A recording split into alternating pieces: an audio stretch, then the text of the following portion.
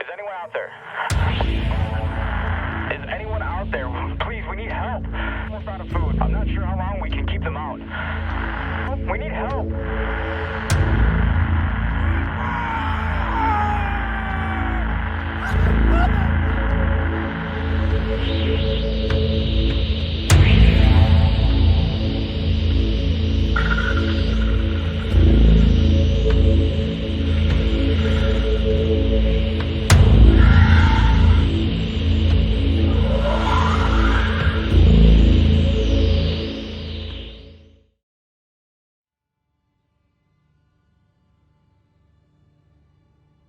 Oh, thank God you're here. Are you okay? Okay, this is great. I have a plan. You need to help Barton because his ass is too big for the vent that Vince and Ace went through. So y'all need to wait for me to get these guys to come and follow me, and then y'all make a run for it. I mean, or you could try the vent as well, but with the arm, I figured it probably easier to walk. Are you okay? I'm sorry. I just I'm as fine as I'm going to be. okay. Well, uh, so that's my plan. I'm gonna let all this on fire, and I will meet you guys at the hangar bay. There's probably Okay. a moment where you ask that and like you see one of his eyelids is a noticeable twitch, something that's just not been there previously. So he appears safe on the surface, everything looks good, but like one eyelid is noticeably shuddering, like fluttering. Okay. Oh, well, we need to get out of here. As Rin passes through, I will shut the door again, leaving that as we move further. The monks out there are like, what's going on? I don't know, man. These creatures are burning, and the door closes on them as they turn to see all of you. You are all greeted with the sound of a different kind of noise. As the docks are currently in a bit of a riotous state. People are attacking one another, and they are fighting over vessels. I'm sorry, I know things are pretty dire right now and the whole ship's on fire, but we're going to talk about how Rin just climbed the wall? I wasn't climbing; it was a maneuver. Pretty good. It was a mobile maneuver. Okay, why don't we all not be in front of the door? Let's get in the office here. Also, we found the fungus kitchens. Ace hands you over a bag, like a burlap sack about this large, and it's got some kind of hard canister in it. Please hold that for me. I have been temporarily contaminated. She looks you up and down and nods like, okay. She also maybe offers you like a hanky or something. No, this is fine. It hesitated before it attempted anything upon my person. Did. You guys see over there the only shuttle that is actually seeing some movement. All of the synthetics are getting on by themselves and keeping anyone else from getting on their shuttle. And of all the people that could get infected by this, they're the ones that are immune and probably also a bit stronger than the average person. I don't know what we can do about that, but... Well, maybe Kitchens can go discuss it with them, perhaps. I don't know. It depends on how you're feeling about that, Kitchens, considering everything that's happened so far. I was just a prisoner for 4 days. They did not bring any warrant or concern to my cause. But it's true. I don't matter to them. Well, you matter to us.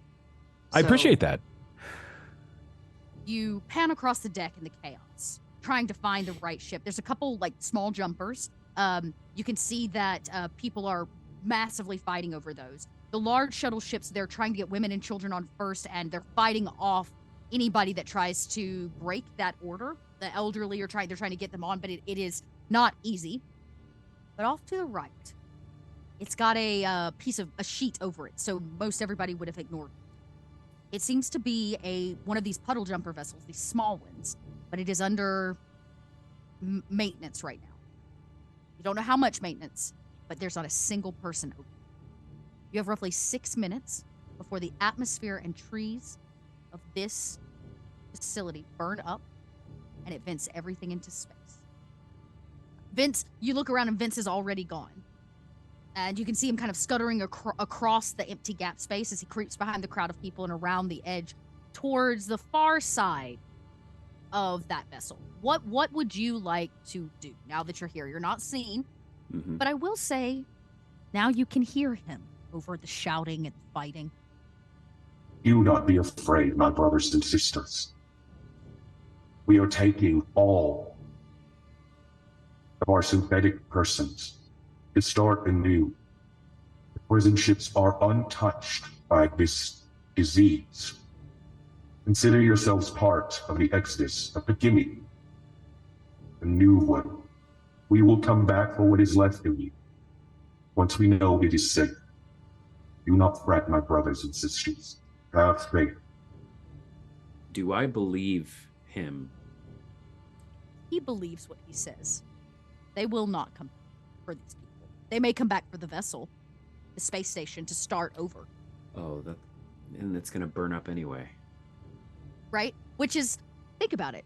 All the wood goes away, they just start over. It's all cleaned out, the virus is gone, they awaken the people in these other prison ships, and they start over as if nothing happened. Yeah, I wish there was a better way. But we don't have time. So, Vince, he's gonna steal the power source from the synthetic ship. Kitchens is recently, frequently, I would say probably quiet more often than not. Like he's stuck deep in thought, but even then he's usually stuck in the moment and kind of figuring it out. There's movement, it's something that feels very natural. This is sort of like having an old computer that you opened up a piece of software, a program, an application, and it started to, and then it just started flashing on the screen like rapidly. That's what his eyelid is doing. It's just like stuck in a rapid REM movement. Like a baby eye doll almost. Like as it flutters when you yeah. I think if you if you get up close enough to him, his gaze just averts from that stuck stare and looks directly at you, and that eye is just fluttering back and forth. And he says, "Pardon? Something's better. wrong." The first time you kind of flip it all on, do exactly as she says, you hit the button and it kind of it like sputters. Right? And you flip it all off, you flip it all on again, and as it begins to sputter, a few people nearby turn to look at what is going on. As through the ventilation shaft crawls one of these creatures, on fire, burning. It comes raging out, not noticing your ship at all, and tackles a person. This area is now officially infected. Yep. People are screaming, chaos has broken out. The gangway for the vessel that holds the artificial persons begins to close. People are jumping, they're kicking people off, but you manage to get it to turn on the third try. It and sputters up, and you can feel the whole thing kind of rattles like an old dune buggy almost, made of nothing but metal. It kind of, you wonder if it'll even stay intact as metal on metal kind of rattles, bolts that are a little loose kind of shudder, and everything kind of kicks on, and as it does, the airflow that's just the intake and the outtake of the vessel kind of kicks this sheet off, and it kind of flutters and goes flying. It catches fire as it passes this creature, flutters through the air. People are panicked, and they notice your ship and begin running towards it. As you go to take off, a few people dive and grab the legs of this as it tries to like take flight. Women and children are screaming. The other vessels are trying to get off the ground. It is not a pretty sight. It takes flight. And you can see a couple people race for the main doors that kind of let you out, right? To try to close them. And Rin, you skirt through barely as you hear metal on metal, like as you kind of burst through into atmosphere. The first thing you notice is that the atmosphere around this is getting thin. And you can see it from kind of the readouts on this dusty old screen. The atmosphere as it was is failing. And in fact, one half of this vessel is venting fire from another floor out, which means the atmosphere has failed on one portion of this station. It will not be long before this whole thing is basically inhabitable. The fire will eventually vent out into space, so will everything else. And as you fly away, it is silent. There's no screaming, no monsters growling, no death, no cracking skulls, no bile or vomit. Just absolute silence of all of your breath in space. Anyway, I gotta get back there. Kitchen's is fucked up. When you say that Kitchen's and you insane. and you look back, Kitchens seems to be fiddling with the spot on his busted hand, the burnout spot, and there it looks like there's a rear placement on the back of his wrist, and he seems to, like, while his head is up, he's got something in his hand. You can see it. It's very small. It sort of looks like a USB drive, and he glances forward when you say his name, and there's, for the first time, probably like real panic in his face, and he just says, "I don't know." And he plugs this USB into his wrist, and his eyes roll to the back of his head, and he drops into a pile. There was limp on the floor. Yeah, like I said, it's a little fucked. We gotta go. As we close to it, you all do not see. It's a message that was sent 2 days ago. Across this amount of time and space, it still takes time to get to you. You're not exactly sure when it was sent. It could have been sent a week ago. It is an SOS. Cry for help. From Station Alexandria. In fact, it is an SOS and a last call for help. Station Alexandria is no more. And about 2 weeks of travel away, our camera cuts, and we see what is left of Station Alexandria, pulled apart, blown to pieces. Archive ships burning or left to rot now in space, with no sign of necessarily who did. But our crew is once again left without a home.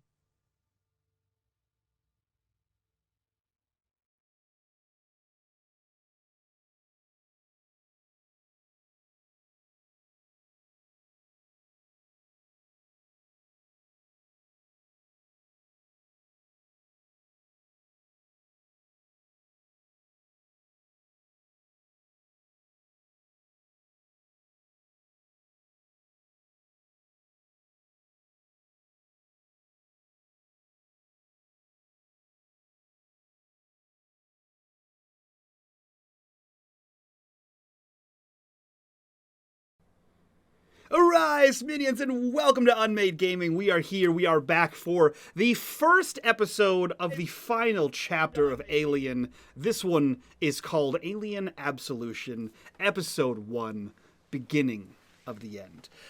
If you guys like what we're doing here and you want to support the channel, the best way to do that is down on our Patreon, link in the description down below. While you're down there, click on that Discord link, be a part of the community, be a part of the conversation, and as always, in the bottom right-hand corner, you will see the corruption bar. That bar serves two purposes. One is when that bar fills, Dot kills one of us, probably, and two, every single dollar that goes into that bar goes back to these wonderful, amazing faces that you see here before you.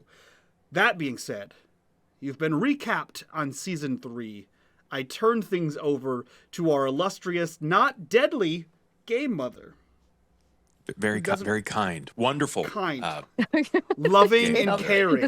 Magnificent. So here's what I'll say. Benevolent. Since our last season, Magnanimous. I have moved. And I moved into an RV, which means I got rid of 70% of my life, including the sticky note with all of my corruption notes on it from the season before. Shucks. Nuts. Oh, no. So I have to say this season we may be starting from scratch, chat, and I'm really sorry about that. Just blame life. But I did not find my sticky note accounting for those. So, oh no. I blame America. I guess, yeah, I blame America and our economic system. That's right. Damn you, Wayland Yutani strikes again. That's right. Yeah, so there you have it. Capitalism. So here we are again. So if you want some extra corruption on what is going to be a very quick, short-lived season, 6 episodes, everybody, which means our danger meter goes up. On a Tuesday. It's actually on the song lyric actually fits because it's on a Tuesday. Yeah. Love it. What a throwback to a song that no one remembers. Hell yeah. You're laughing because you all remember. Yeah. Fuck you very much. What a fucking weird millennial throwback that just was. Thanks everybody for those tips, filling up that corruption bar. We're fast on our way to number 1. I think so this game uses D6 dice pool. I bought these new swanky dice that look like skulls. They're very cute. I know. And just for you all, this is how I'm going to track your in-game corruption. So right now, y'all don't have any little Scully die. But I have faith in chat. You hear that, chat? The Game Mother's calling you cowards. I Kill said, me. I just Do your said- best. Peasants. Nay, do your best or your worst. Nay. So there you have it. Just 6 episodes, just like the first season. Great callback. Maybe I did a thing there. Patterns. Good job. But I think everybody's here because they want to see y'all die.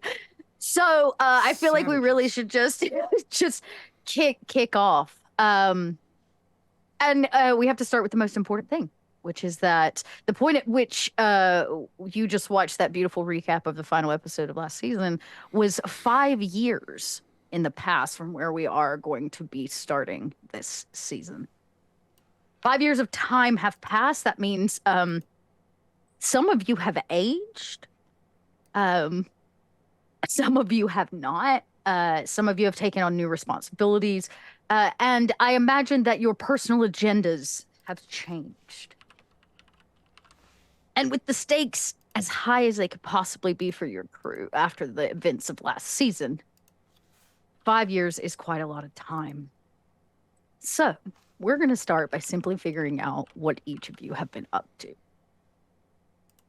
You did all escape with Geppetto, hauling Shakespeare's spherical archive. That's what it is, a spherical archive of really rare things. Each of you had some XP to spend, and we'll get there very soon. But you also had some money to spend. Who spent money? I did, Game Mother. Okay. For those of you that spent money, you have to pick a single item from Shakespeare's archive that you had to hawk on the black market. Oh. A prized, rare thing that belonged to Earth's past. Anything? What it can be what we would consider an antique, but you have to pick something that would value about 15,000 credits. Oh, it's Shakespeare was I'm sure you could find like a Steely Dan vibrator. He was a super pervert. So I'm letting you pick, but it does have to have some serious value to the path, the Earth's past.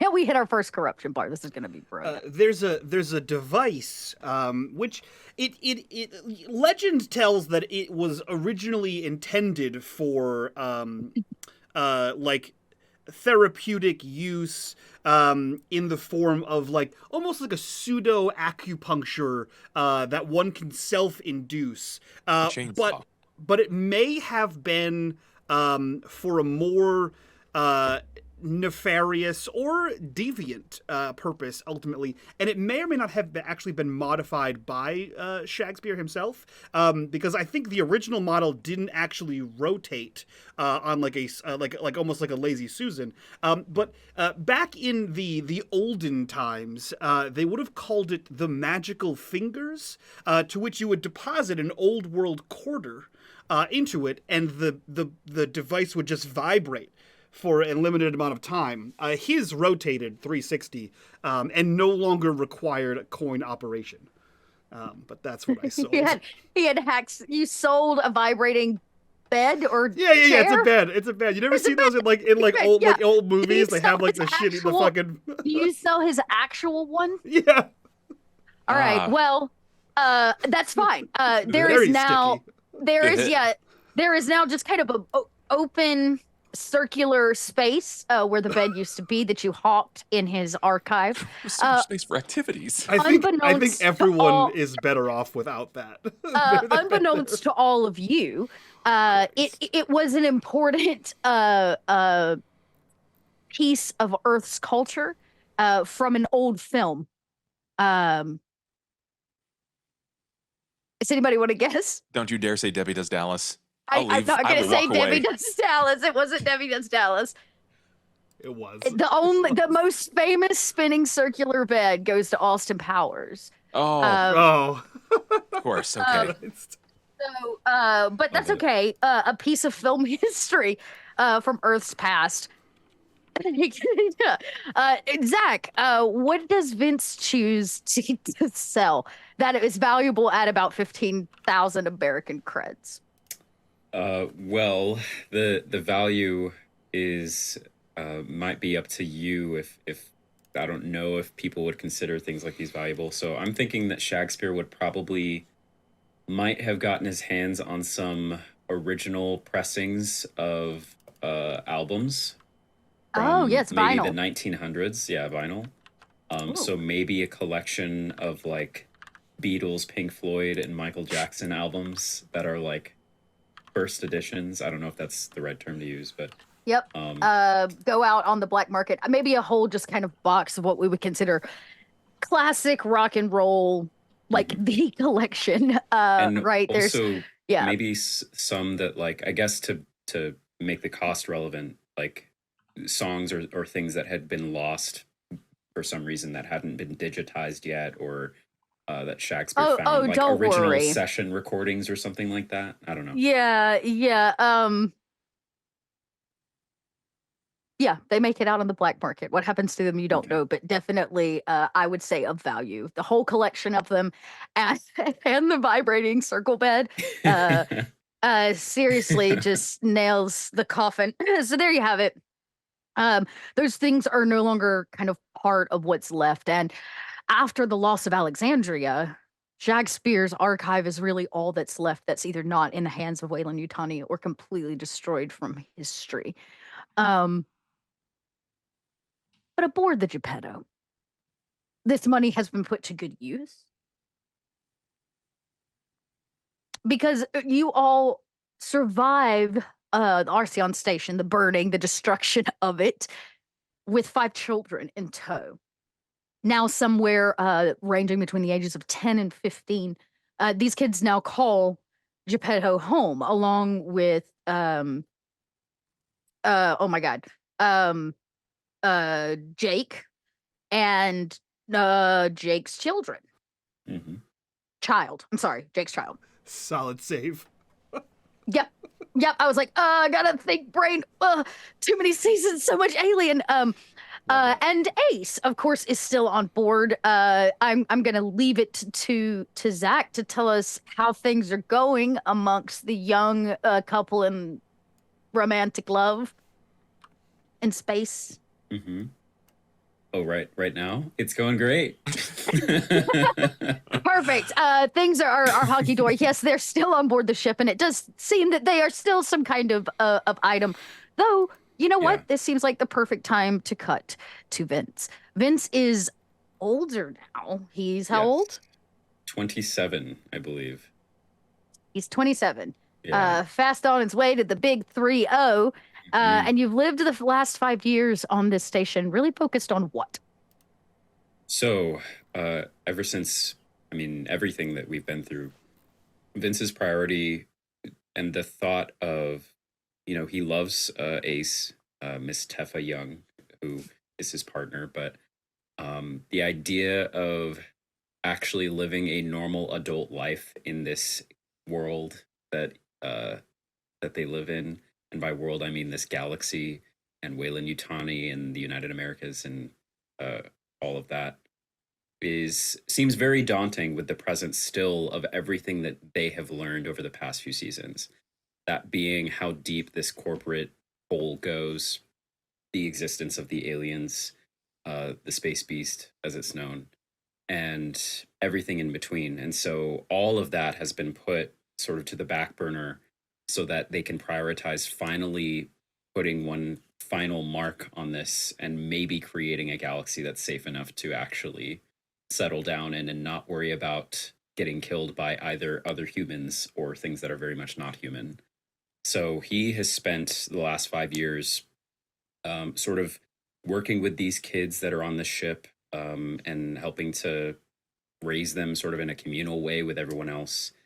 And then 2, just solidifying the existence of that sort of network of information that we have that Ace and their parent originally started, and setting up bases, getting equipment, and essentially just being prepared to, at any moment, take on a space beast if necessary, and or gearing up for one final push or raid on a corporate location or military location if that's what it comes to.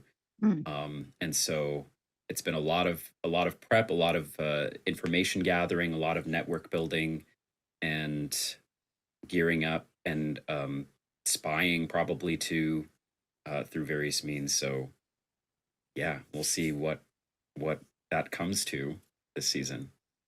I'm excited. All right, we've gotten to the end of one character.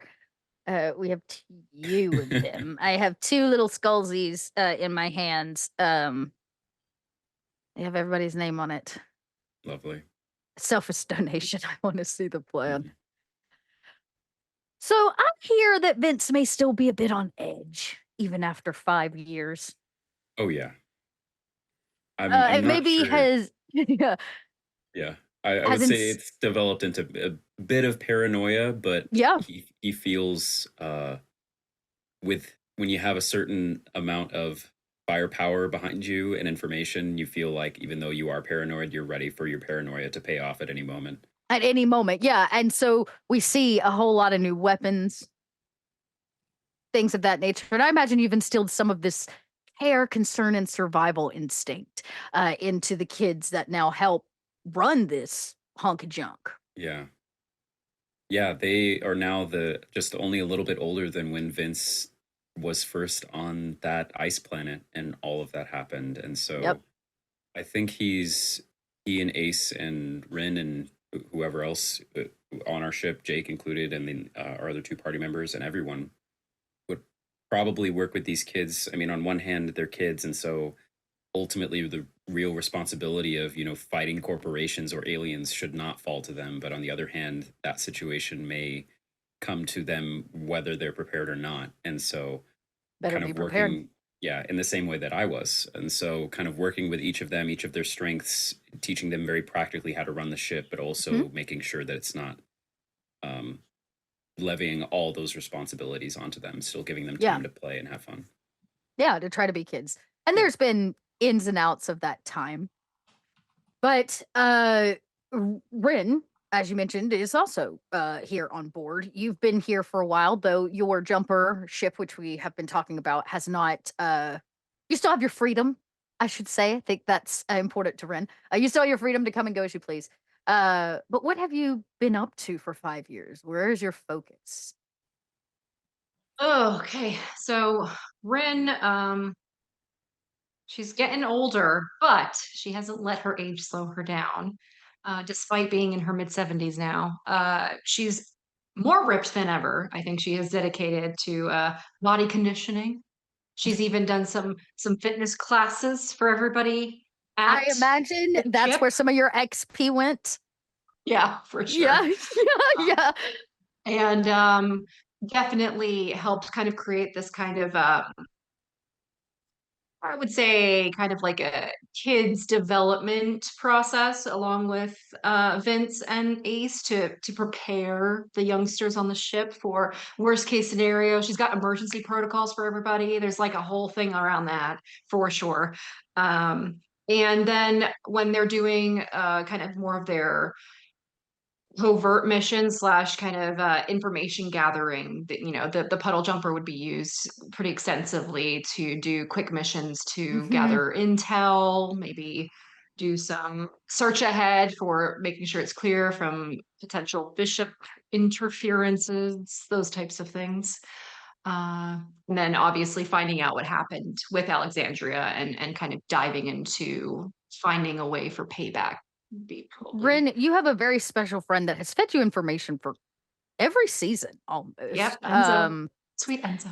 Sweet Enzo. He's still out there, and I imagine that he's your easiest contact on the regular. And he fills you in on a few things over 5 years. That the Colonial Marines have undergone some new funding by Weyland-Yutani specifically, and they are doing everything they can to clear certain planets and areas of the outer veil specifically of alien creatures. I'm not going to say Xeno. They're not calling it space beast, but everything. And most importantly, they're calling these Marines the Bugmen, right? That is what they do. They go kill bugs on big bugs on planets. And this is happening more frequently. But there have been some rumors and whispers that a few Marines have come back a little affected by the things that they came in contact with, and those Marines are quickly quieted, silenced, paid off, the redacted, the usual. He also tells you that there has been a guerrilla war front moving, and guerrilla on a massive scale, but that there is this rebel group that has been using chemical warfare to some degree to bomb entire planets. And this probably becomes part of your search as more information rolls in. Yeah. But you are able to, thanks to Enzo, probably within the last 6 months, fully put together that it was, in fact, Bishop that cleared Station Alexandria. Some of the people were moved into prison systems. Some of them were redacted. And there is no record that has been found yet of what inventory was kept or lost or otherwise. Like what happened to everything that was on board they were protecting. Got it. You know what? We're going to go with Barden first. I don't know which one's in a worse situation. I'm going to start with Barden. Barden. Last we saw you last season, you had a very personal interaction with a piece of rebar. Yeah, intimate, one would say. Yeah, it was, yeah. The good news is you had what was needed on board to save your life. But you spent almost a year in your age in a med pod, mostly, trying to just get your body back to some semblance of standard. But most importantly, you have lost certain amounts of control and nerve damage on the lower half of your body from this. At your age, which is what now? Around 75 is what he is. 75-ish. You lost count. You know, you spent some time in and out of cryo sleep, but you're guessing you're somewhere around the 75 mark. If you cut him in half and carbon date the rings, it's around 75. So yeah, okay. So it's been a pretty rough. And the first year, I think this is important, of your time under, you didn't have the person you needed to help heal you because he too was out for a year. Yeah. Kitchens, the last we saw you had a thumb drive inserted into your arm to survive a certain amount of information so it wouldn't be passed on to something else. You transferred it to your body and it knocked you out, and not just for a little while. It takes a whole year for whatever the data processing is to complete itself. And when you wake up, you find Barden in a pretty rough state. Now, I gave Mike and Bub homework. Their homework was to come up with how Kitchens is going to create a helpful system for Barden walking, to help him after this injury that he's taking. And so, Bub, I don't think I've actually had you roll yet, right, for this? No. Cool. I told them to come up with, like, what is pie in the sky dream, like, if everything goes right, and I'm going to have Bub roll to see how right it goes. I'm going to be real here. I don't know if we came up with a pie in the sky so much as we came up with the worst roll he could make, and then I think we'll just go from there, depending on how... okay. So we have worst case scenario. You know what? Yeah. I like that. Plan for the, hope for the best, plan for the worst. All right. So this will be the first roll, I guess, of the season, because we're going to get it quickly from Kitchens. I guess is it a science roll? It's been a hot minute, y'all. I got to go back. It is A Comtech. Comtech It's or heavy Comtech. machinery? I would.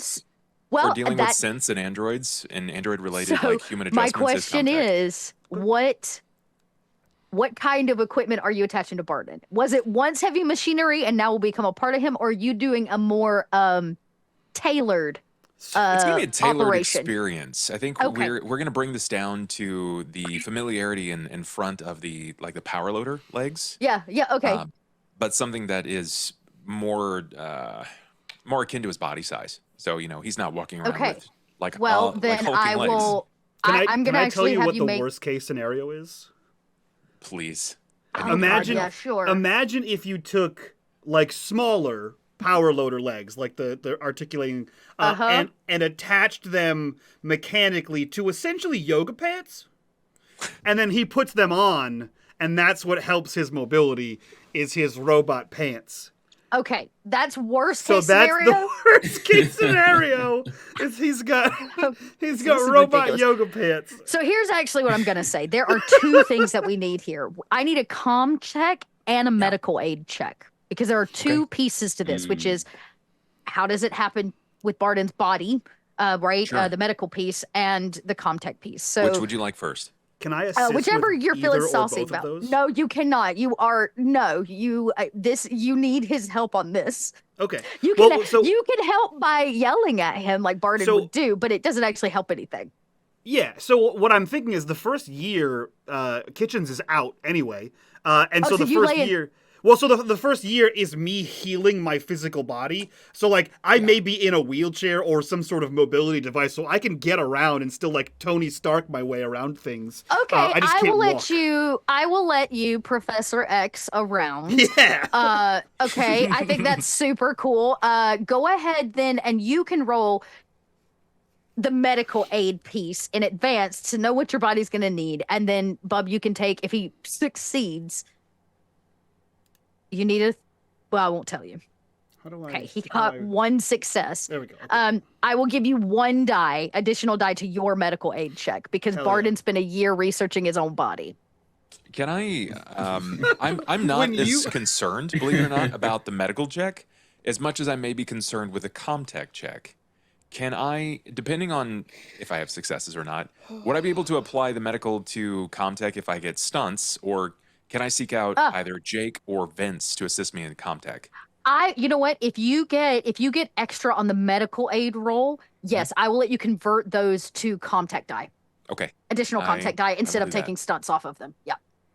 Okay. That seems like a reasonable trade I would make. I'm making all this up. There are no rules for this. That's so many dice to get a single success. Well, you can always. I can't. Oh, you can't take any stress. You're right. So one success is all you needed. With his help, you're able to know that his body is definitely going to need some help. And he's healed up pretty nicely because he laid there in a medical chamber bed for a year. But there's only so much that can do when you are 75-ish. Right. Okay. So nothing converts, but you can go ahead and make the Comtech check as well. Okay. I mean, it's not bad, but it's just not as good as my medical. 4 successes. Okay. This is much better. So, with the 3 extra dice, here's what I will say. The 1 gets you what Barton asked for, which is like a pair of pants he puts on that adds structure and the helpful kind of hydraulic muscle system necessary for him to maintain his maneuverability as it was Barton. Okay. So the negative that I gave you will be, that's the 2, right? Yeah. I told you negative, so now it goes back to whatever it was before. The other 3, I will allow Kitchens to give like one specific detail, like one upgrade, one thing for each additional die. Really? Yeah, so you get as long as it's like, I can't go into fairy tale land here, but if you think it could work in the alien world, you get 3 details that you get to add to his his pants. I'm sorry. You mean to Sure. tell me that we can't go into fantasy world with a synthetic person who's just mainstreaming Christ analogs from an insane patriarchal robo overlord and anime? You're telling me that's his two sources of input? It's just I've got some ideas. Okay, you have 3 of them. I'm gonna take 2, and I'm gonna pass 1 to Mike, so Mike can. God. Mike, you get 1. okay. I'm gonna say 1. He'll have an attachment that he can press, like he can basically press on this at like the knee or shin area, and it will basically open up. I mean, I imagine this is probably gonna have to go on like his shoe or his foot as well. If it's going to best utilize. And it's going to be like the climbing treads in case he has to scale up like a rock face or something akin to that. Okay. So Mike, I will say, anytime you make a climbing check, meaning like you would need to use your feet to get up a wall or stick onto something, you get a +1 die because of your spiky shoes, your cleats. And for the second, I think because of the nature of the robotics behind it, I think it might be useful to give him a bonus for lift checks. So it has like a special hydraulic system that specifically, because it's made off of lift legs. We kind of talked about that. That's probably the structure. So Barden, I'll say anytime you make in this case, it would be heavy machinery. Nope, it would, yeah. Well, it's really lifting, so it's stamina. It's like strength and stamina, yeah. Yeah, it's strength and stamina. So anytime you go to make a stamina check to like lift something heavy, this is that moment where you don't lift with your back, you lift with your knees, where your knees have a special hydraulics. So knee hydraulics for lifting heavy things. It doesn't mean your upper body is strong. Hear me. Your arms are still 75. Unless you do fitness with Ren, in which case maybe you got a little Unless stronger. you spent some XP on your body. Imagine I put all of my XP into close combat, and I have like I look like the dude from Avatar with like little skinny legs, but I'm fucking ripped. Oh my god! I hate this world. I hate this game. All right, Barden. Bub. What's the last? I'll pass that one to Mike. Mike, that's Mike. Mike, what is your choice? You have spiky boots and knee hydraulics. Okay, hold on. I'm writing these down under the talent Robarden. Ridiculous.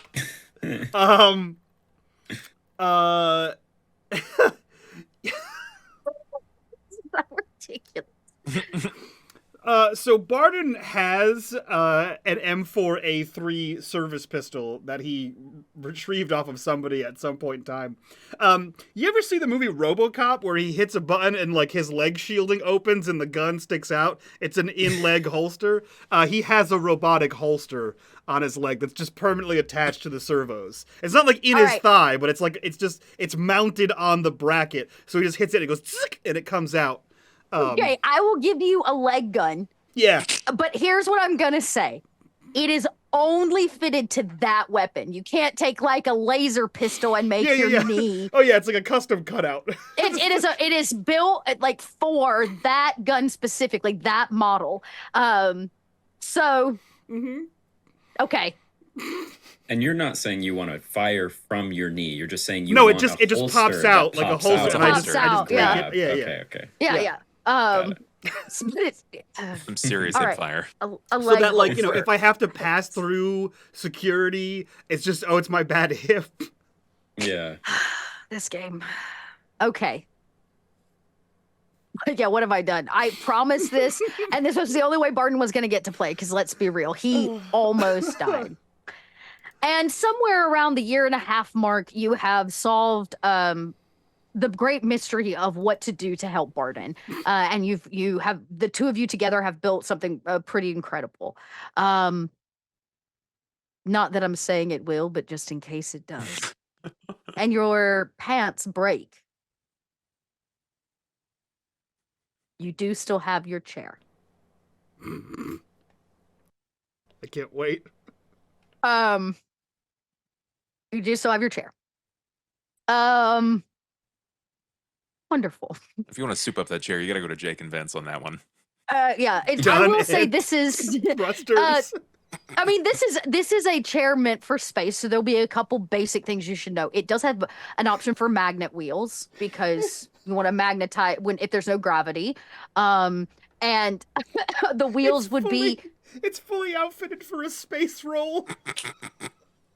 off-roadable. It's like meaning it has like good tires. That's the other option. The other thing you should note is the way that we think about a wheelchair folding is not the way this folds. In fact, it folds up kind of more like an umbrella in a way. So it has like the framing structure actually kind of folds down into something that you would put on your back, right? Like mobility is about being able to be mobile. And so you can take it with you. So it's meant to be like a settle the colonies kind of option. And so it's pretty sick. How Barden feels about his chair is up to him, but he has one. It is a Wayland Yutani issued one. Maybe that's why you don't like it. It has like a big the WY on the back. Like stamped on, like you can't. It's not even the fabric part. You just take fabric, off. And replace. You can't do it. So it is stamped, but that's up to you. Maybe you paint it in your spare time because the two of you have also spent time doing something over the next 3 years. I'm going to guess Barden wants to go first. Now that you and Kitchens created these awesome pants, what are you doing with your time? They will forever be known as the pants. It's Axe Awesome Pants Barden. Like Pants on, dance on, baby. Fuck. Did anyone else think this was gonna be episode 1? Oh, we still have an hour. You're fine. Oh man. Man, what have we been doing? Oh, researching Alien? I think that's what Barden's been doing in his spare time when like Kitchens was out of commission. Like we still have all of the David information that Kitchens, downloaded. We have information that we like hacked from LV426 from Hadley's Hope. We have a shitload of information from Ace, from Shakespeare, compiling all of this alien information, and we know at the end of last season, we got a message that Station Alexandria went kaput. Obviously, the tree station also went kaput. The hippie rock. So I think he is full into conspiracy Barden, where he is just on and then hearing probably from Ren about like the bug hunters. He's trying to be like, how do they hunt bugs if no one acknowledges that the bugs exist, right? Who's Pepe Silva? As he's trying to like find every single alien sighting, locate any planet that may have a hint or a whisper of any sort of beast or alien related thing, or any time the bug hunters are deployed anywhere. And he's adding that because I think he has like a map of like several other stations that went dark for no reason. And he's just compiling a greater list in the Middle Heavens of like where aliens may be. Okay. Since you spend about 3 years diving deep, I will give you some information, then I'm going to give Kitchens some information because I can't wait to hear what Kitchens has been up to, because Kitchens gets the information that Rin brings back about these bug hunters or these colonial marines that are specifically sent to planets don't seem to be, from what you can tell, hunting on record the Xenos that you know. Anything related to the XX121 bionic organism. I guess it's really kind of not yeah, it is technically, because it changes. So what you do learn is that a lot of the new planets they're attempting to settle, which is part of the larger settlement research they've been doing, part of what they were trying to do with Hadley's Hope, right? After 5 years has kind of taken off. It's a box set in essence. And so finding the right places in the wake of what is extensive growth for Wayland Yutani as a corporation during this time, means that they need somebody to hunt the bugs and clear the way. And you read the forums. You read the medical records that you can tap into or get on the occasion of these guys that come back. A lot of them talk about the many legs, which does not fit the Xeno kind of that you know. It doesn't fit the Xeno that you know. They talk about them being bug-like, and the Xeno is only kind of bug-like. That's not how you would describe it. But on the occasion, you come across a lot of redacted information where somebody does see something. And you imagine with as much redacted as is, it has to do with the space beast. Has to. And after finding out about Bishop, you dive a little bit deeper because about 5 years ago, you did learn that he had some kind of research facility that technically already had a Xeno specimen. They were doing, Enzo told y'all that he was already doing research.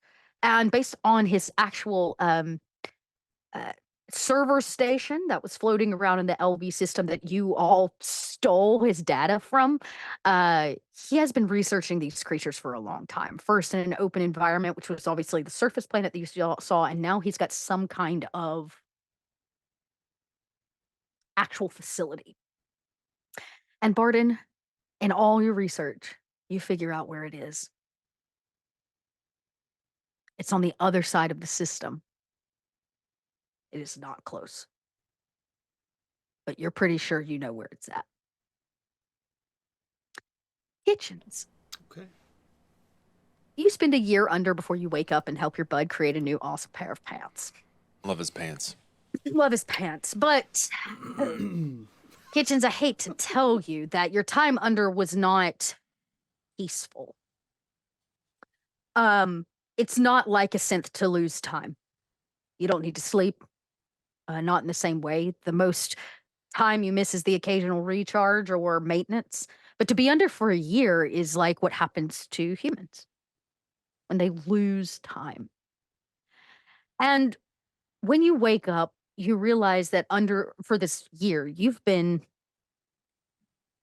well, by all standard definition, you've been dreaming.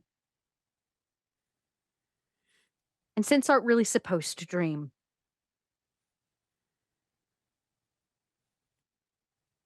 What am I dreaming about?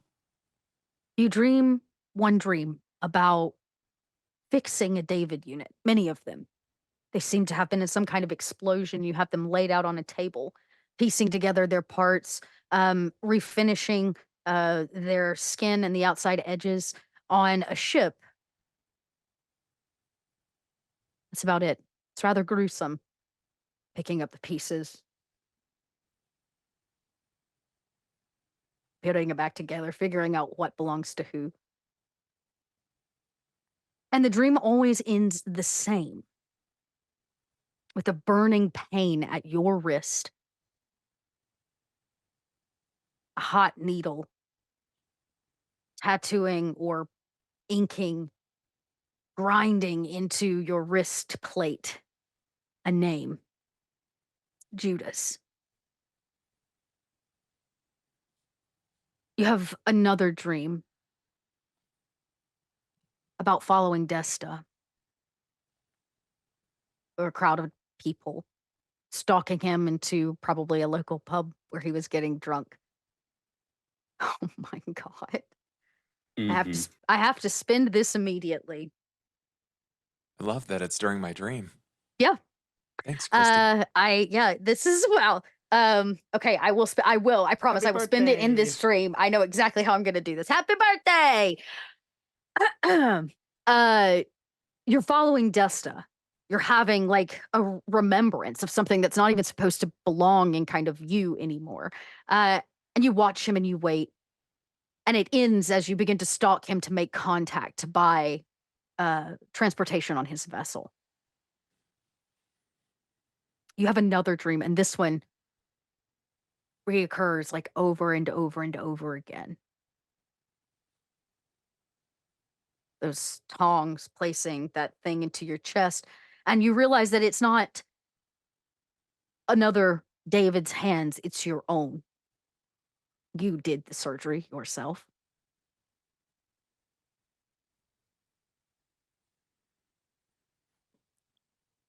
I wouldn't be having a dream. I would be having a memory.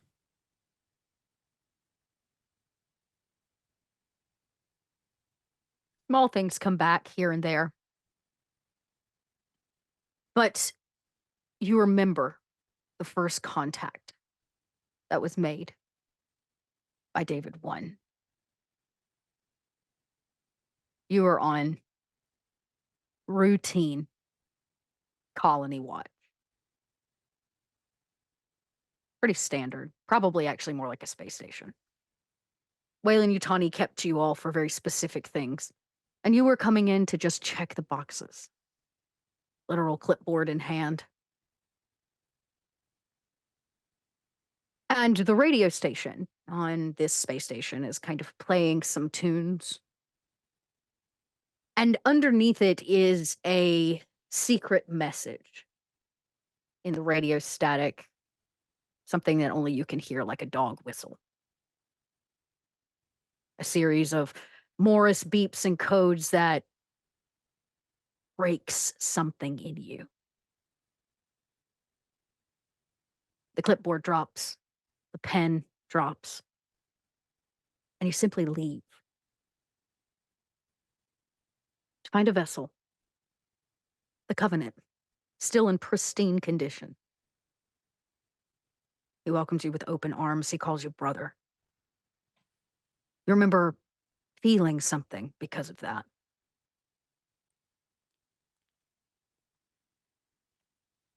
And he tells you his grand plan. And he says that you have the most important part to play. Because in the end, your deceit will assure the absolution of the end of the human race.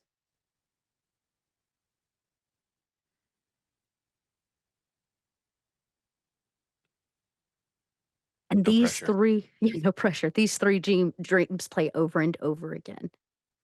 And since chat has been so very kind, and I got to spend one of these right now, when you awake from this, when this thumb drive finishes downloading and basically recoding your brain for a year, you wake up with another point of stress.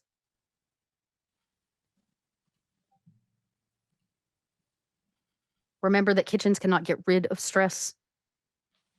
Is it an artificial person?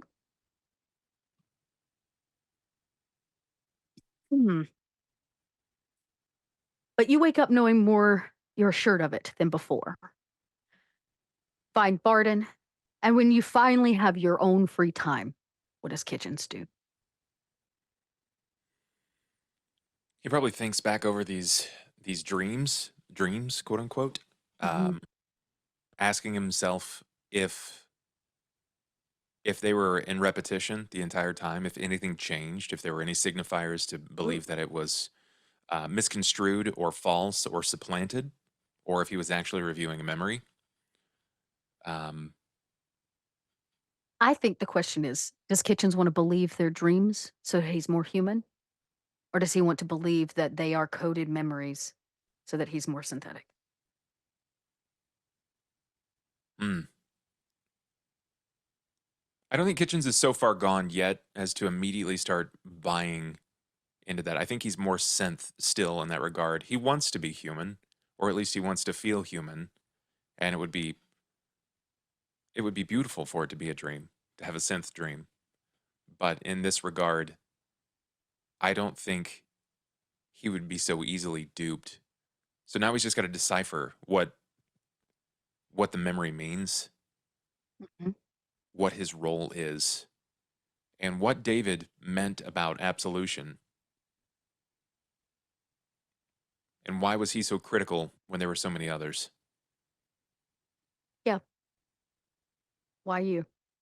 Because David couldn't account for what occurred between Kitchens and Desta. Nope. Certain things were always the same. The Covenant, David, what he said. There were some things that would occasionally change. Like once when you were fixing bodies, you were actually surrounded by the ichor of like an alien nest, right? The walls were covered. Things that may have been pulled from other corrupted data files, right? And kind of like fixed. Your brain's trying to fix itself. You went into a synthetic coma. In essence, the system shut down so it could use everything to process whatever was in the data stick. But I will say this.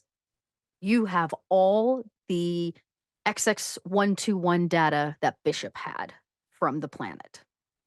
Video files, all of that's been downloaded into you. Meaning you have it kind of on tap and on memory.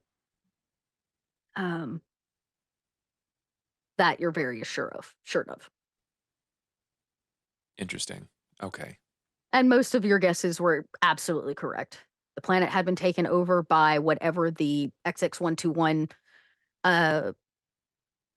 like organism was. It seemed to have been dropped from outer space, and it has slowly kind of taken over the planet. He has years worth of footage, and you're pretty much assured that Hadley's Hope he knew might be a lost cause, but it was absolutely meant to be a research facility, not a colony. And that research facility was researching Xenos. He needed a nest. And you know that he has, in fact, there's a shipping manifest that you find that you have in your memory banks now, where they captured one and they did ship it off to a location, which Barden can assure you is in fact his research facility. And on this day, 5 years after all of you have spent days, hundreds and hundreds of them, obsessing over the same question, what are you going to do? You have new information. Barden has new pants. You kind of have a good crew, and I imagine certain things have become normal. Breakfast gets cooked in the morning. Everybody shows up to common mess and shares that together. There is a sense of family to try to maybe replace what was lost when Station Alexandria fell and you weren't there to protect it. But on this morning, kitchens, your research on the mushrooms, the fungus, the one and only thing you managed to take from Arceon, pings with a green light. And you know that because Mother comes over the intercom to let you know that the first actual test you've run on the, I don't want to call it like an antivirus. It's not really like it's an antifungus is what it is. It's like the reverse altered process that you were looking for, something to kill the XX121. I'm sorry, I'm a child. The mushroom in reality supplants itself in ants and then grows out of them and controls them. And the fact that you called it an antivirus just made me chuckle inside. Did it? Was it a gold star pun for you? I'm glad. It hit me right in the dad bone where it was like antivirus. Oh, God. So, but it pings. And it seems that there has like the strain that you've been working on or whatever was running in one of those what are those things called? The things that spin, they have a name. Centrifuge. Anyways, centrifuge. Yeah, thank you. I was so close. The centrifuge that was spinning has had a successful match. Like you've had it dings. And everybody kind of looks down this shared table kitchen to you. It's been like 3.5 years you've been doing this same experiment, trying to get a success, and it's always been a red light. Luckily, it's easy to grow once you have a starter plot. It's not too difficult from that point. Oh, that's good news. Yeah. Maybe the first bit of good news you've had in 5 years. Yeah. I think Kitchens probably has some sense of renewed purpose. You know a place where we can find a Xeno to test it on that Barden just found out about. It's true. Kitchens, as much as you hate to say it, Vince has clearly been paying attention when he comes to visit you because he's right. The next phase of a successful anti-fungus hate it. I hate you, Mike. I thought it was so clever, and now it sucks so much. It's The still clever. anti-fungus. The next stage is a live test subject. You will only know if it works if you test it on a live creature. And I will spend another corruption bar to assure that it absolutely, under no circumstance or amount of rolls, will work until it is tested on a live test subject. That leaves me with 5. So few. Well, if that's the case, then I think that Kitchens will probably seek Barden. Yeah. Do y'all leave Little breakfast Max. early? Kitchens will. I think Okay. as a flavor and also a callback, and see if anybody remembers this. Kitchens, he will join people for breakfast even more regularly, but he's drinking a mysterious glass, almost like a mason jar filled with white fluid. It's kind of close Like a to milk. milky substance. Yeah. Bleh, bleh. But Gross. he has it on tap here. It literally comes out of like a tap in the wall. So Gross. Yeah, that's a callback to the first Alien movie. Gross. So when it is so gross, when the two of you get up, Barden, we hear just the light zzz of the hydraulics of your pants kick in, and you and Kitchens set off towards the his laboratory. The rest of the table is there, and sitting next to you, Vince, is of course Ace, and she encourages everybody to like continue eating. Jake is there, his daughter's there. This was her morning to cook. Is she a good cook, Bub? Is Jake's daughter a good cook? I can't imagine she's a bad cook, but with not having I don't know, I wouldn't say a very strong maternal, or at least someone with strong cooking skills around. Yeah. Okay, it's probably a very basic breakfast. An egg. There's some kind of scrambled like egg, right? It's probably powdered of some way if we're on a ship, and yeah, it's a pretty basic breakfast. But you know what? It's hot, and there have been days where y'all have had no food, so these kids know what that feels like. And they eat in silence, as I imagine, unless anybody says anything. I'm sure we put on some music. Oh, nice. What do we play this morning? Well, oh gosh, if I can find it. I remember that Ace made a mixtape for me of Yes. old Oh, I songs. have that. That's it is in roll 20. I made Summer a Jams mixtape. 91. Yep. I then made a mixtape for Ace using hits of the 2000s. Okay, So cool. it's both of those. So it's either everything on hers or the hits of the 2000s that are on my mixtape. Do you want me? Oh yeah. What do you have on yours? Let's I have, random roll for yours. Just a couple. I have Grenade by Bruno Mars, Come Away With Me by Nora Jones, a couple Imogen Heap songs are in there. So some, vibe music, Okay. How many is on your list? 4? Yeah, only a couple. A couple examples. Okay, so I'll do 4 and 7 makes 11. This is gonna be weird, but we're gonna random roll. My list will be 1 through 7, and then yours will be 8 through 11. All right. Okay, 7. This morning at breakfast plays Blaze of Glory, which calls back most perfectly to the last time we heard Blaze of Glory, which was at the end of the last season when you were first given this. Bon Jovi plays on the speakers this morning. Good classical music, if you would. And warm up music. Warm up music. Ren, pull-ups, push-ups, Yes, frosty exactly. winks. Yeah. As everybody kind of kicks off and into the morning, and Jake takes the kids off to begin day-to-day maintenance. Everything from, keeping the vessel clean, just standard stuff. He's taught the kids how to take care of this ship. It will become theirs one day. They are the next generation, if you would, of the Geppetto. But Ace, as breakfast is ending, and Vince, I imagine you and Ren are going to go join Kitchens and Barden to figure out what they learned post-breakfast. She just grabs your hand and she says, hey, when you're all done with science alien stuff. I have something I want to tell you. Okay. I got to take the kids and do the school thing, but Right. after, and she kind of Yeah. kisses you on the cheek. And then I kiss her on the cheek and say, "Sounds good." and she kind of gestures the kids off in a direction to take them to whatever basic arithmetic and academic schooling she can manage out for them and out of them.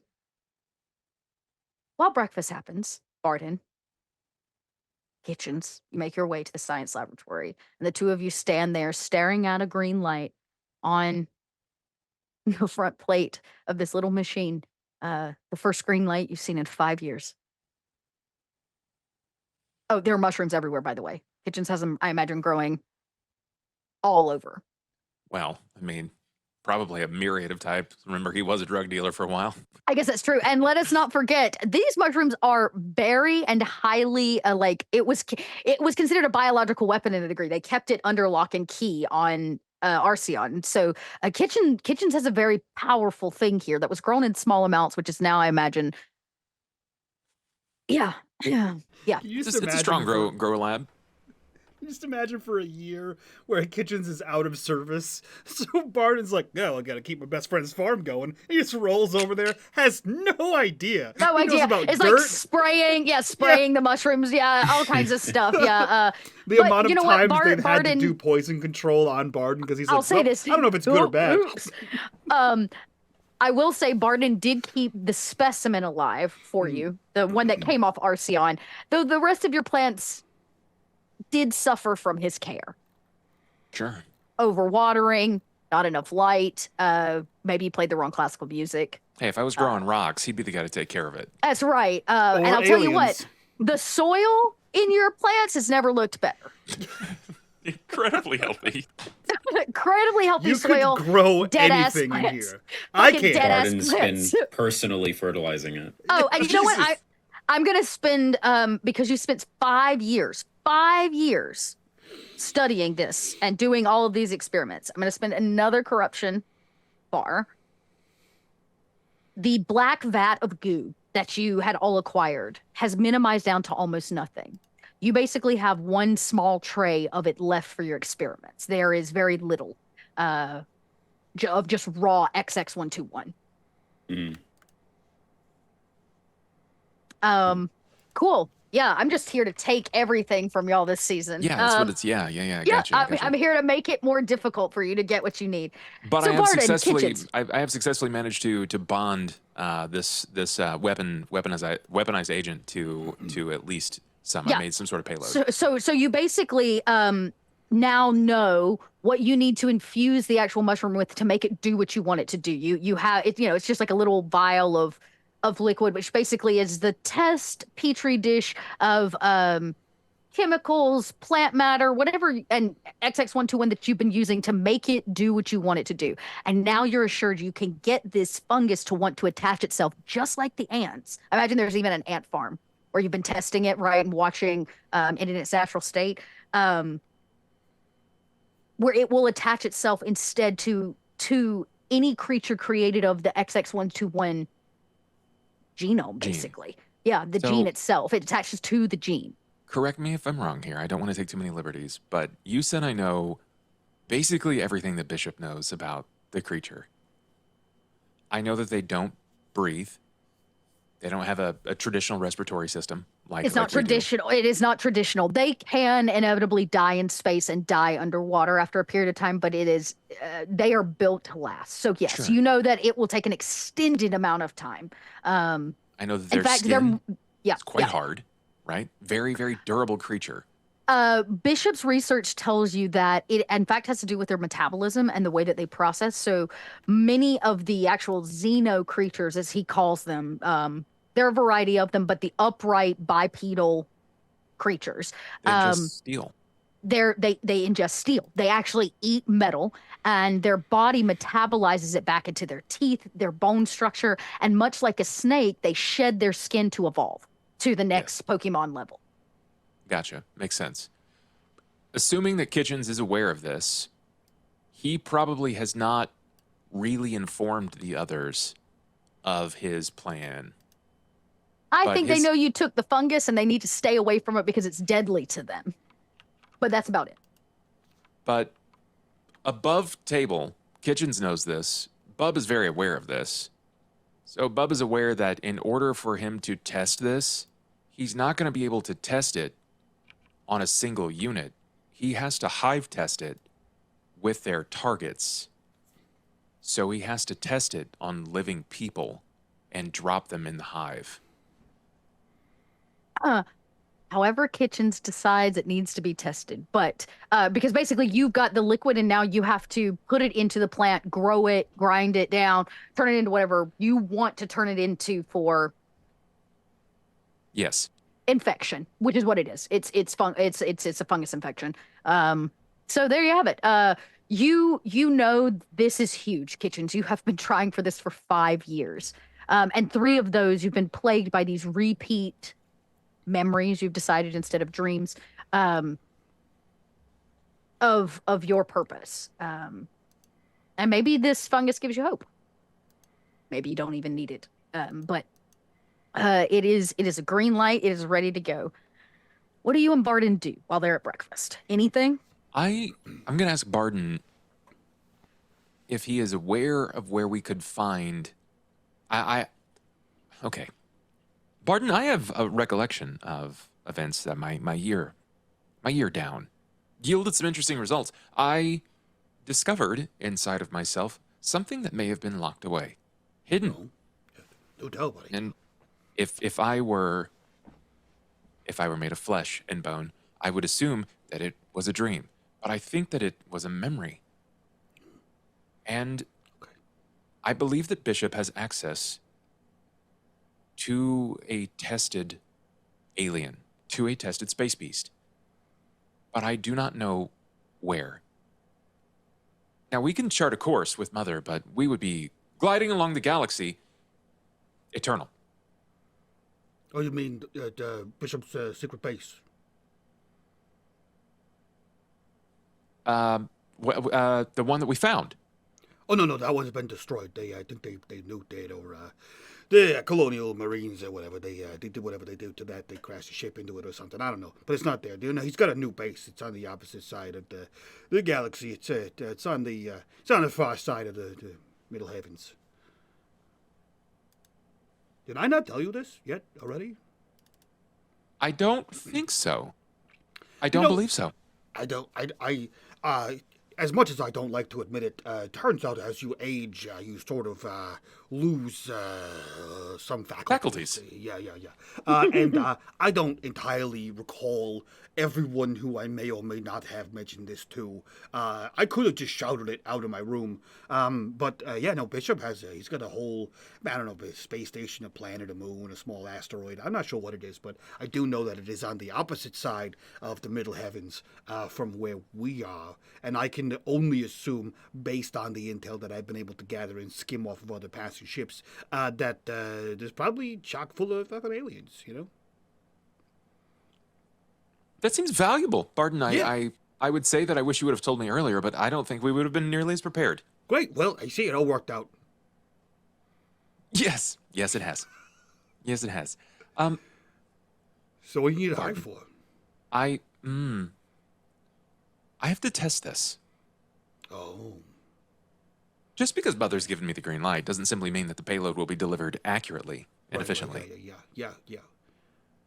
I have to test this on a hive. Okay, that makes sense. I'm following. You know where one of those are.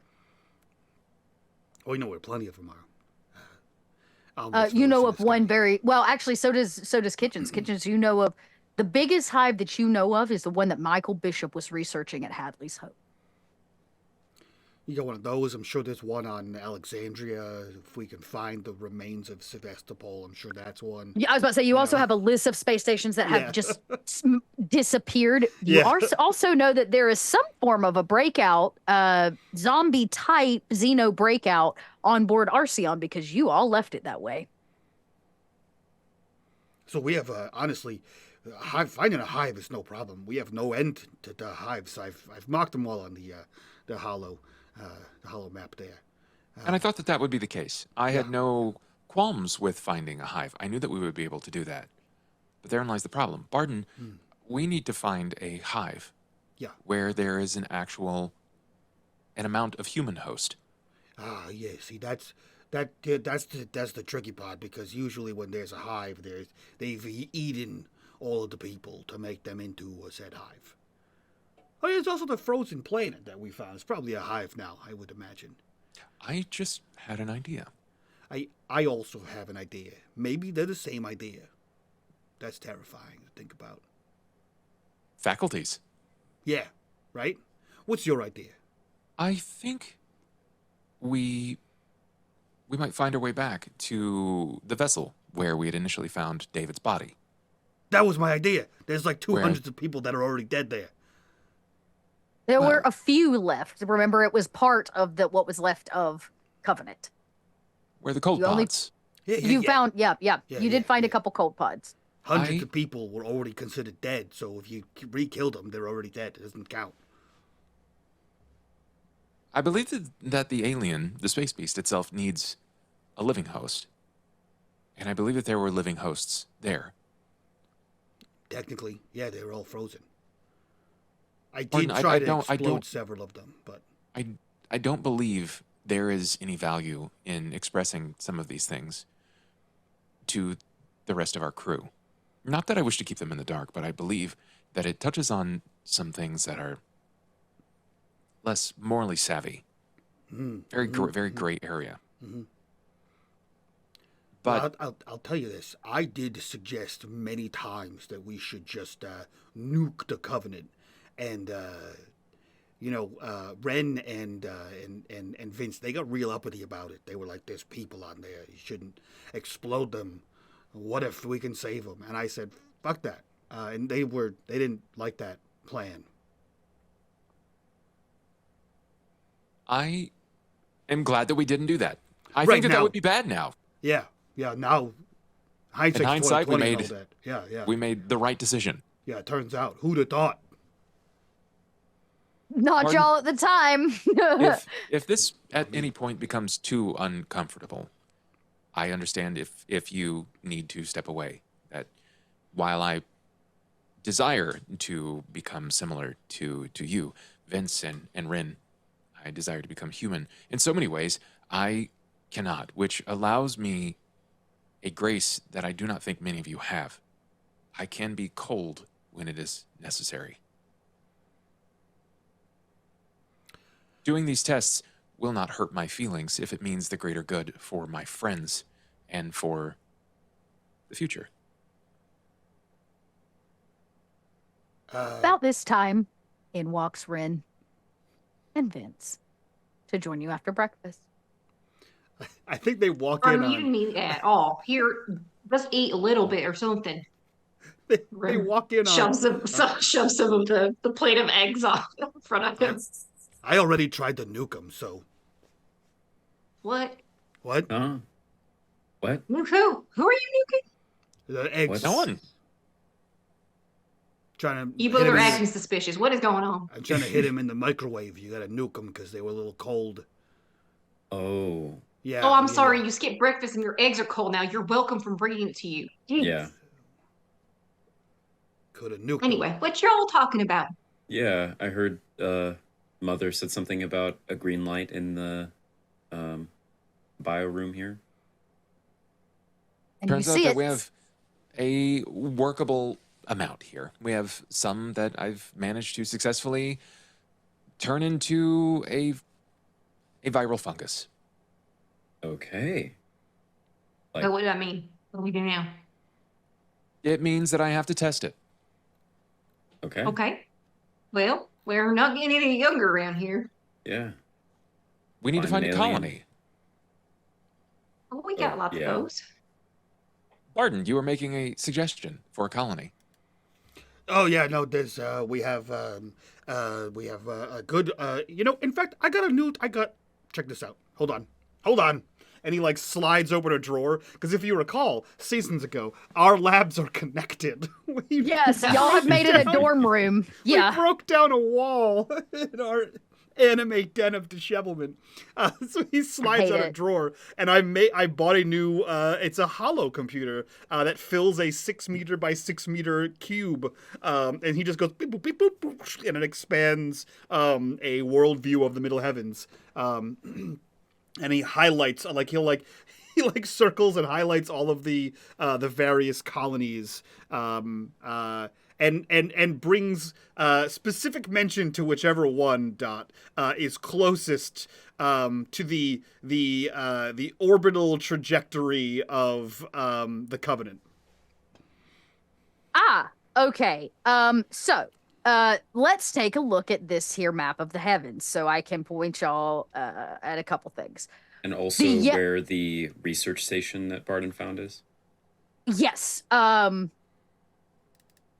orange one up here on the other side is going to be the systems in which you are going to find, you believe to find Bishop's research facility. The yellow circles are lost stations.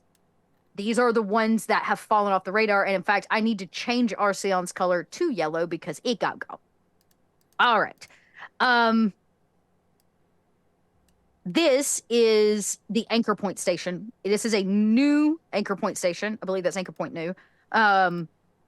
Because the first one also on the lost list. And they rebuilt it. This is the station where we all started this. This is the system in which the ice planet was. I have good and bad news for you. Bishop's research facility in LV 420 whatever for the 422 system. LV 4, I believe, is not on this map. It's actually farther trailward. Let me double check. If not, it's going to be down here somewhere in the bottom. There's Zeta, Recule 2, LV 223, 426, right here. This is it. So this is the system with the infected planet, Hadley's Hope, all of the above. Right. Other questions about the map?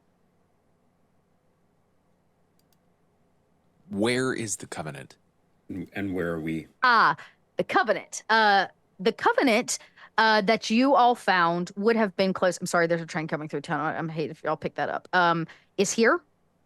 Actually, that is incorrect. He would have gone southward. It's between. So it's actually going to be. Well, how about this? The part that you all found of the Covenant, not the full thing, but the part of the Covenant that you located is going to be somewhere out here in the Dias sector, between everything. It was just right because you answered a call. So it's going to be out here in the Dias sector somewhere. So that is an option. Barden.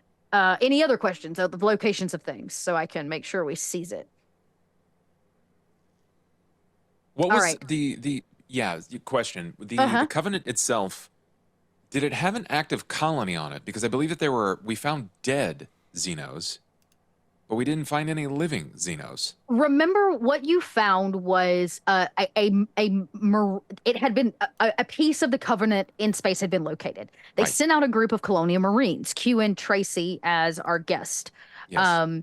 They found some unsavory things there, including low power. That was the biggest problem, is they were running out of power and they were suffocating.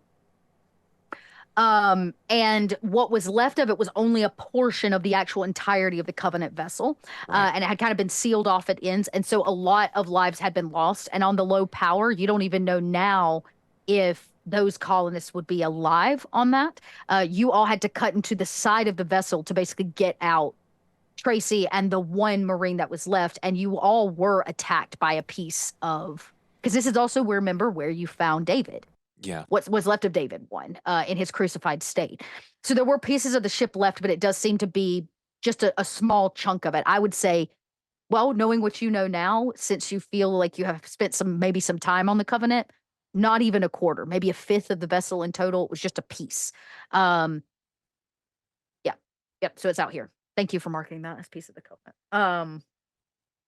But you could always try. I mean, people in deep storage like that because that was deep storage, right? That's different than like going under for a small travel. They were traveling light years. In fact, they had only made it, the Covenant had only made it, the piece of it, halfway to where it needed to go. It needed to travel trailward another 12 years in space. So it had a long way to go. Could Mother detect the sector to see if there is still any sources? Well, this leads me to a question. You are all very much wanted.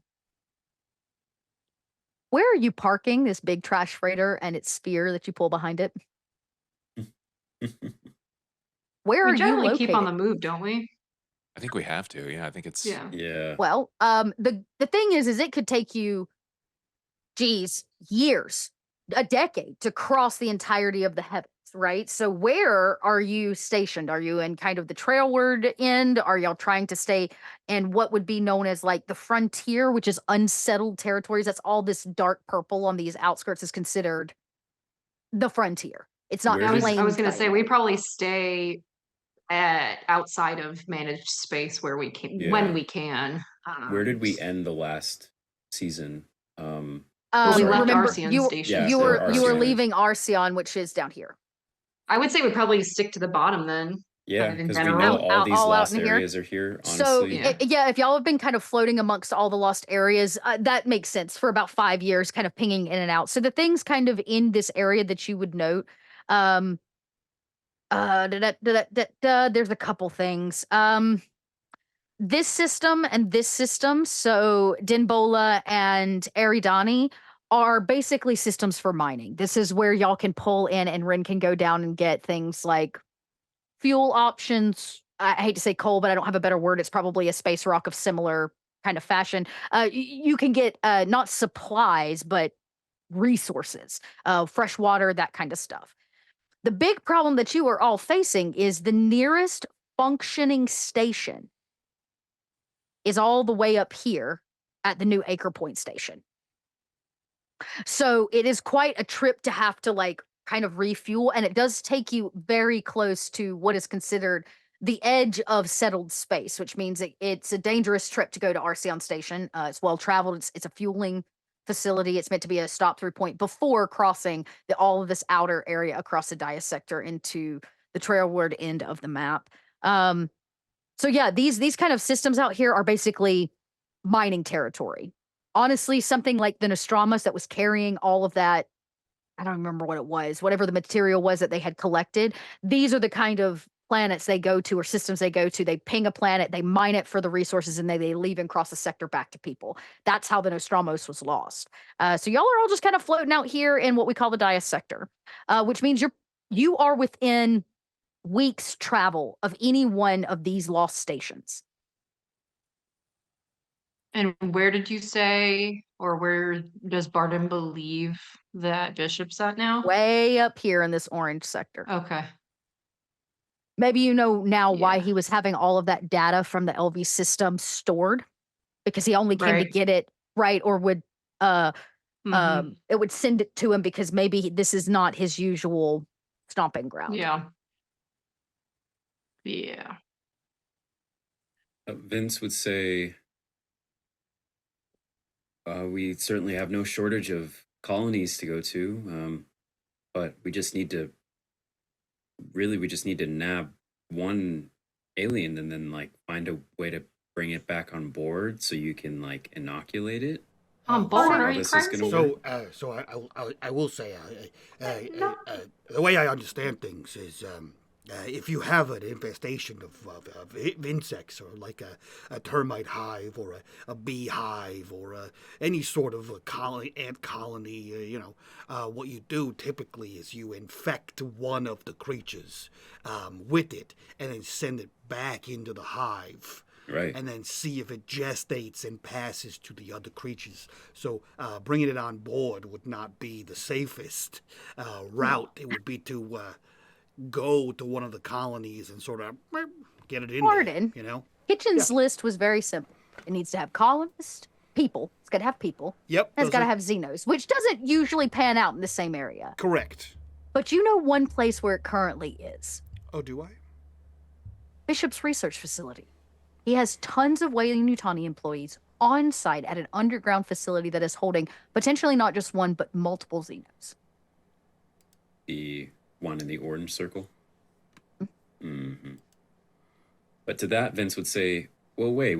Well, I'm not sure if you guys out of game would have mentioned the human component yet. No, we haven't. Not yet. It's not been pitched yet. Yeah, that's not been tossed out. Just that you need a live test subject, which you assume is a Xeno. Right. Yeah. Okay. Yeah, we're blissfully ignorant still. Now, Dot, What Barney said. I'm trying to search my memory here as far as alien lore. Now there are several factions operating in the Middle Heavens, right? There's the Union of Progressive People, which is essentially Soviet Russia in space. There's the Three World Empire, which is like America. No, it's Britain, parts of Europe, and Japan. That's the Anglo-Japanese arm, yes, right? Yep. The independent core system colonies. And then you have America. And then you have the United Americas arm, yes. Now, Weyland-Yutani operates in America, England, and Japan, but what faction do they fall under? Or are they just I'm sorry, sort who? of... Weyland-Yutani? Weyland-Yutani, yeah. Or do they just sort of amorphous between all of them? It's funny you say this, because I'm pretty sure I sent y'all some information on this the other day in our notes. Let me just swing back around. I may have to go find it. I may not have typed it out. This is for the table while Dot is looking for that. Yeah. Would it not have been something prudent of us to maybe ally ourselves with an alternative faction then? If I mean, like, I'm just thinking 5 years is a long time to just be sitting in basically the same space. One thing we did discuss is that we do have a team, like a squad of those bug soldiers that we can call on. Tracy's not Tracy. That's not the name. Yeah, there. So you do have an in. So you have an in with the Marshal still with Enzo, Right. which at this point the Marshals are not being taken very seriously because they are they're a little too rebellious for the rise of the corporate structure, which the Colonial Marines easily fall into. So would we not have, I mean, maybe independent, maybe. I'm not sure. Like, I don't know what kind of... Well, so the thing is with weird faction shit in Alien, no one is anti Weyland-Yutani. Because they're a major conglomerate, right? They're a conglomerate corporation. Yeah. There are wouldn't there be a direct competitor though? Like Siegson, who makes like your PDATs and shit, but that's a corporate, right? Right. Like, they're not gonna like okay, so you just sparked this in me. I know what it was. So Siegson, over the last 5 years, Siegson has separated itself from Weyland-Yutani, right? Siegson came into the height after the David unit failed. Right. And the original bishop, the person, wanted to do better. So he made a new model under Siegson and outside of Weyland-Yutani that was based literally on him. It's the most egotistical bullshit I've ever heard. And so that's how we get this kind of bishop unit.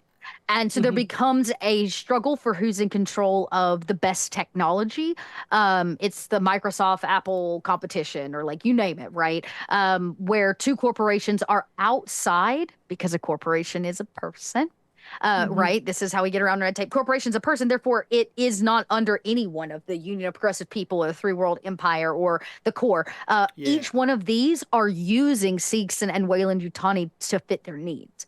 Within the last 5 years, since you have all been tracking Bishop, I will tell you this. There was a major split in like merger of corporation, truly making it Siegson and Weyland-Yutani. And Bishop had always been Siegson. He chose to stay with Weyland-Yutani. Weyland-Yutani bought a part of it, and he chose to stay with Weyland-Yutani.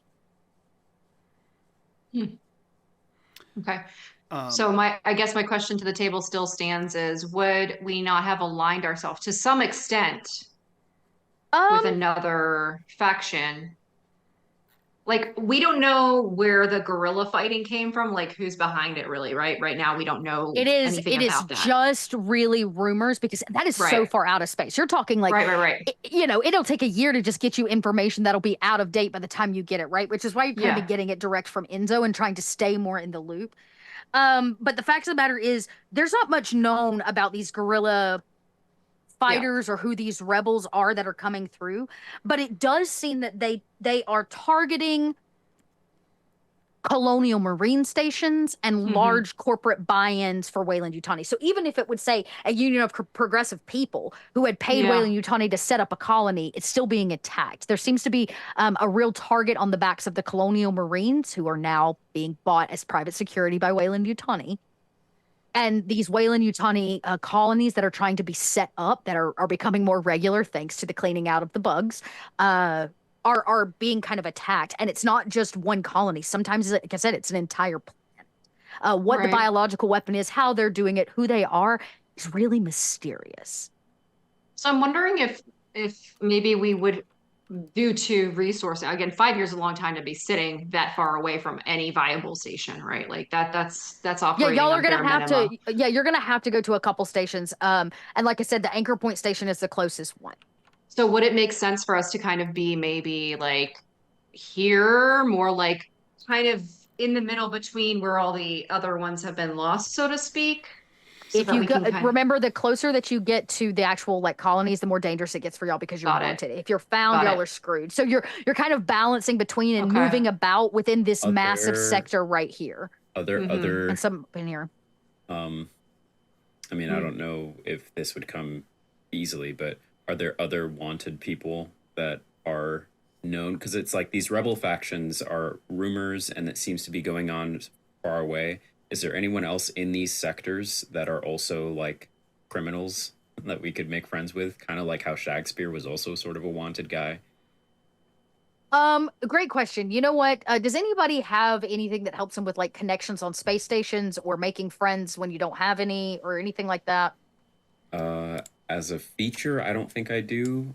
I think mostly Vince is used to leaning on Ace for that sort of thing because she has her whole Shakespeare network that was like passed down to her. But I mean, theoretically, if they're in need of anyone with medical history at all, if they need a doctor, I would probably move. I have a lot in medical aid.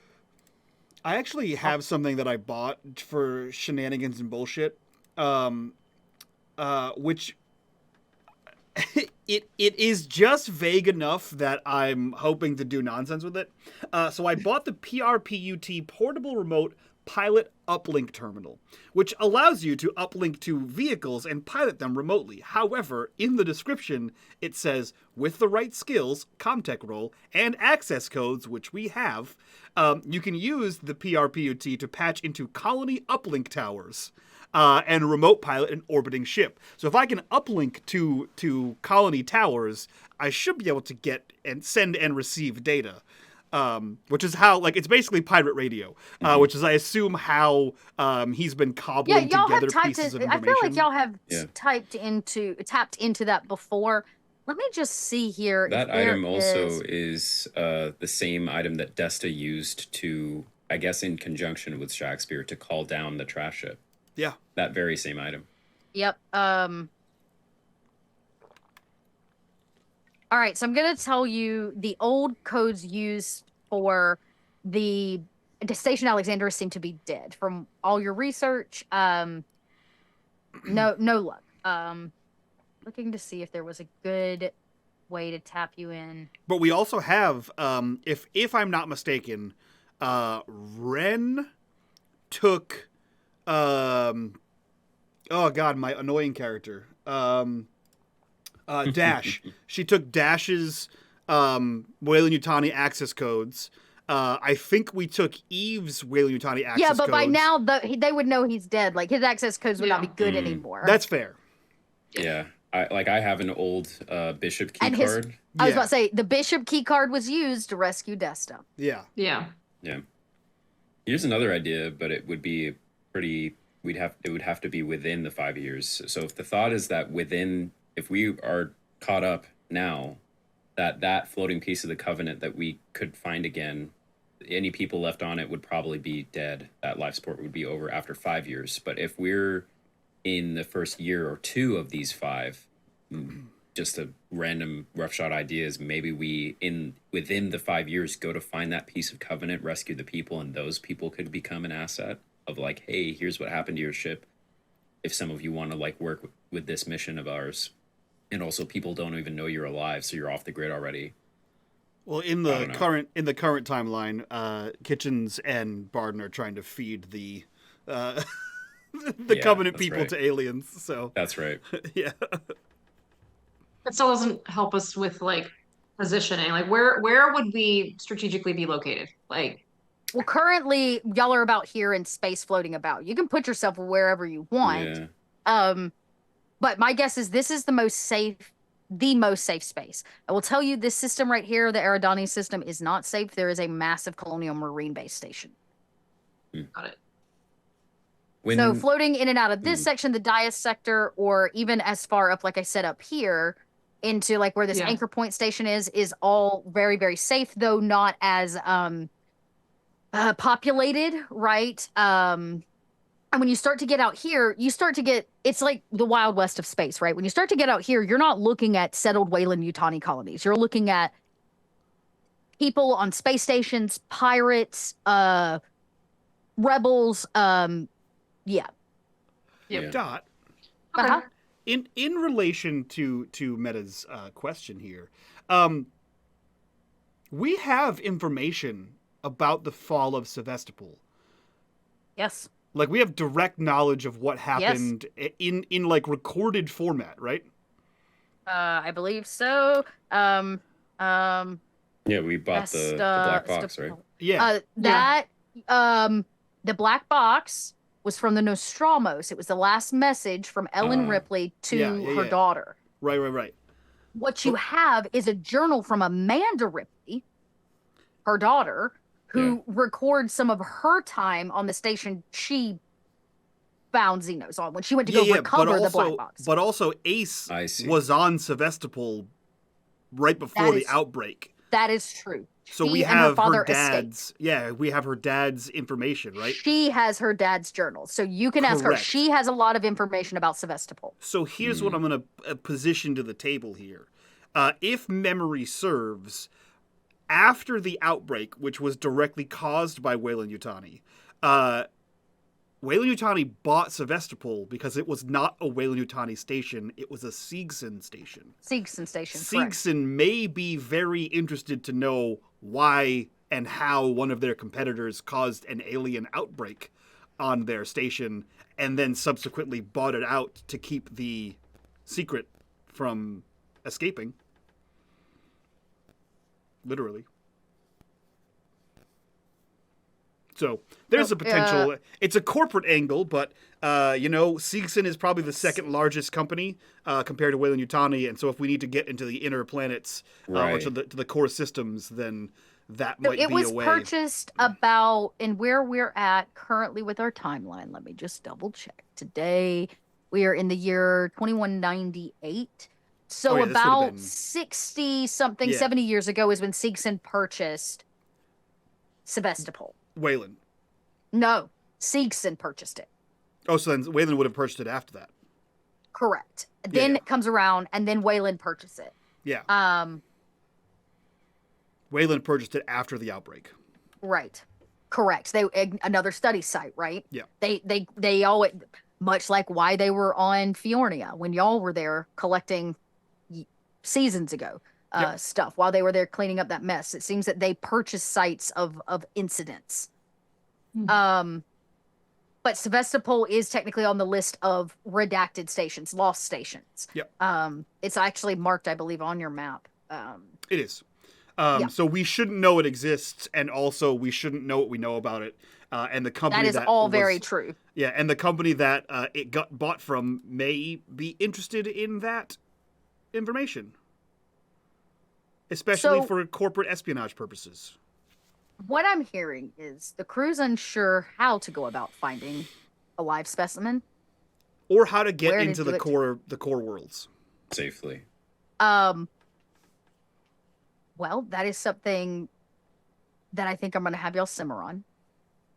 But as all of you have this kind of long conversation, Vince, you can feel eyes on.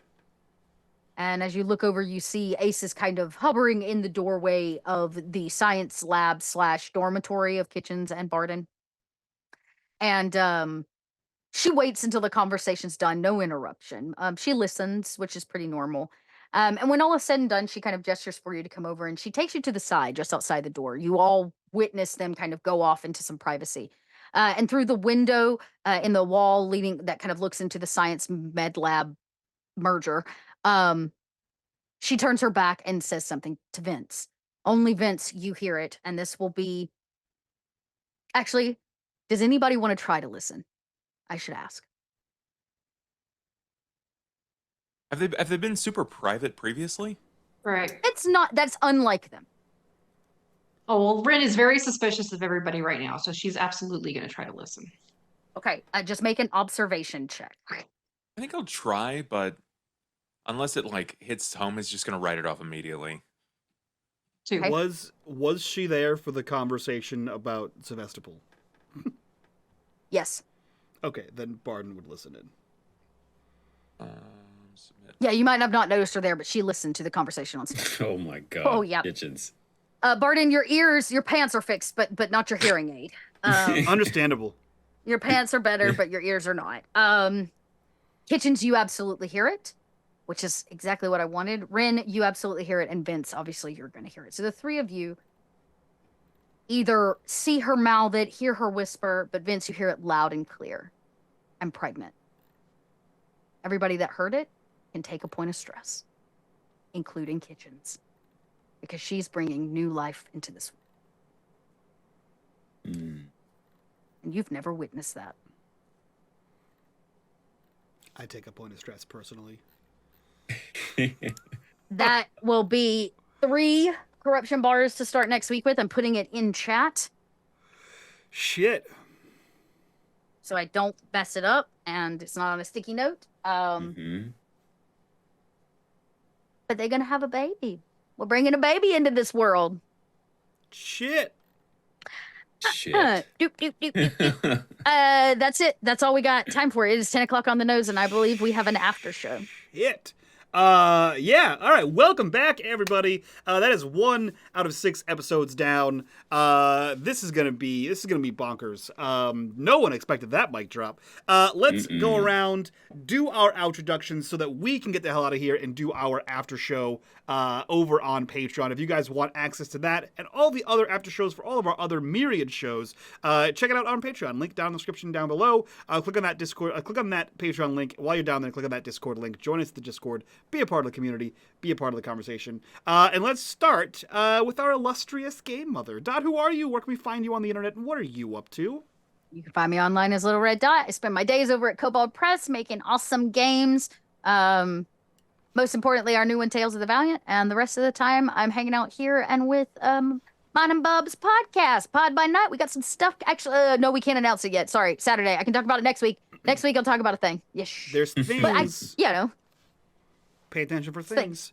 Things. Speaking of unannounced things, Bub, who are you? Where can we find you on the internet? And what are you up to? I am on the internet doing things as well. Most of my things are me playing pretending I'm someone else and being really loud about it. And so far, I'm pretty good at it, I think. So if you like my brand of hilarity or nonsense, just look for Bub Talks literally everywhere. I'm currently doing like 6 games a week, so I'm losing it, but we're making it work. Yeah.